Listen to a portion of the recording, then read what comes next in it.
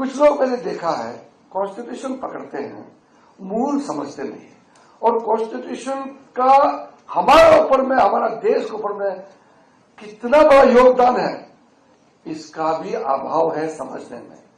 तो मैं चाहता हूं कि हर एक भारतीय संविधान के बारे में जानना बहुत ही जरूरी है। Spirit of the constitution, provision तो जानना ही जानना, आर्टिकल कौन सा क्या है, लेकिन उस संविधान के पीछे जो भाव है उसको भी समझना चाहिए।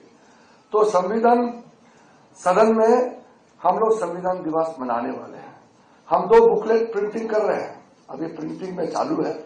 आप लोग को भी कॉपी जरूर मिलेंगे, मैं उम्मीद करता हूं। नहीं है तो मैं भिजवा दूंगा। हम लोग जो 2 किताब निकाल रहे हैं, छोटे वाले किताब में पिक्चर्स होंगे। आपको नहीं मालूम होगा कि कॉन्स्टिट्यूशन का जो ओरिजिनल किताब है वो जो हाथों से लिखा हुआ है वो कोई प्रिंटिंग नहीं है। कितना सुंदर से वो ओरिजिनल कॉन्स्टिट्यूशन ड्राफ्ट किया, मैं आज तक भी समझ में नहीं पा रहा हूं। इतना खूबसूरत हैंडराइटिंग वाला इंसान जीवित थे हमारे देश में, इतना सुंदर से कॉन्स्टिट्यूशन का रेखांकित किया गया। तो वो ओरिजिनल कॉन्स्टिट्यूशन में हर एक चैप्टर, हर एक पार्ट में कुछ तस्वीरें होंगे, म्यूरल्स होंगे, कुछ पुराने हमारे परंपरा, हमारे जो सिविलाइजेशन, हमारा माइथोलॉजी से भी पिक्चर लिया। उसका मतलब क्या है? फंडामेंटल राइट्स में कौन सा तस्वीर है, directive principles of state policy में कौन सा तस्वीर है, हमारा प्रियम्बल का कोवर में क्या तस्वीर लगा हुआ है। बहुत लोगों को इसका अंदाजा नहीं है। ये बेसिक चीज है, इसको जानना जरूरी है।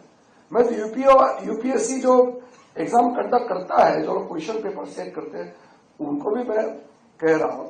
मसूरी में जब हमारे जो आईएएस, आईपीएस, आईएफएस वाले जब इंडक्शन करते हैं तो मैं कई बार उनको लेक्चर दे चुके हूं। मैं इस बार भी जाने वाले थे, मेरा पास टाइम नहीं मिला। डायरेक्टर साहब का अप्रोच आया था। तो फाउंडेशन कोर्स होते हैं, जो हमारा एग्जाम पास होते हैं, उनको लेक्चर देना होता है, तो मैं उनको भी बताता हूं। कभी कभी हम बहुत इंटेलिजेंट होते हैं, लेकिन जिस चीज का ज्ञान होना चाहिए उसी का ज्ञान का अभाव हमारे जिंदगी में रहता है।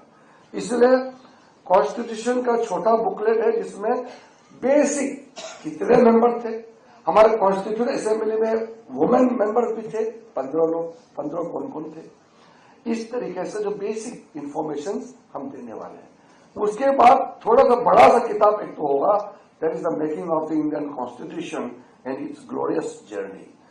अब उसमें कॉन्स्टिट्यूशन असेंबली जो डिबेट हुआ, रिजर्वेशन हुआ, एसटी कम्युनिटी के लिए क्यों रिजर्वेशन आए थे, उसका भाव समझना होगा।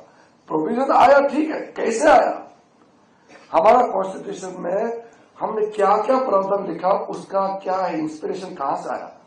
और डिबेट में पंडित जवाहरलाल नेहरू और डॉक्टर बाबा साहब बी आर अम्बेडकर में इतना बहुत बहस हुए थे, कई चीजों में वो क्यों हुए थे।